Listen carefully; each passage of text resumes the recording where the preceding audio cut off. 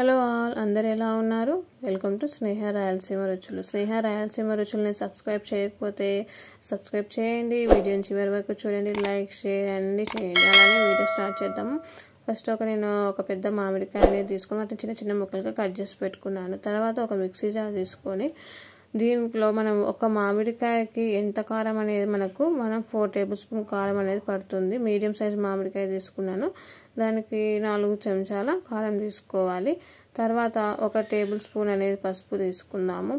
ఇలా తీసుకున్న తర్వాత మళ్ళీ మనకు సాల్ట్ అనేది ఒక మామిడికాయకి ఎంత పడుతుందో దాన్ని బట్టి క్వాంటిటీ అనేది నేను ఇక్కడ 2 to 3 స్పూన్స్ సాల్ట్ తీసుకున్నాను.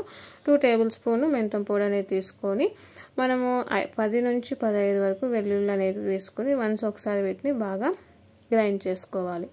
ఇలా వన్స్ ఒకసారి గ్రైండ్ చేసుకున్న తర్వాత మళ్ళీ ముందుగా ఓపెన్ చేసి చూసుకొని మళ్ళీ ముందుగా కట్ చేసి పెట్టుకున్న చిన్న చిన్న మామిడికాయ ముక్కల్ని తీసుకొని వన్స్ ఒకసారి కచ్చా పచ్చగా గ్రైండ్ చేసుకొని పక్కన పెట్టుకోవాలి. తర్వాత ఒక ప్యాన్ పెట్టుకొని దీంట్లో 4 to 5 టేబుల్ స్పూన్స్ అనేది ఆయిల్ వేసుకొని బాగా హీట్ చేసుకోవాలి.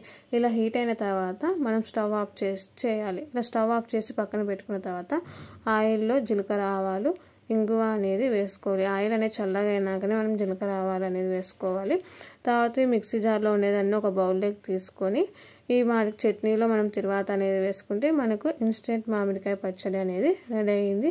వేడి వేడి అన్నంలో 1 స్పూన్ నెయ్యి వేసుకొని మనం ఈ మామిడికాయ చట్నీ వేసుకుంటే చాలా బాగుంటుందండి. మీరు కూడా ఒకసారి ట్రై చేయండి. ఈ వీడియో కానీ నచ్చినట్లయితే ప్లీజ్ లైక్ బాయ్.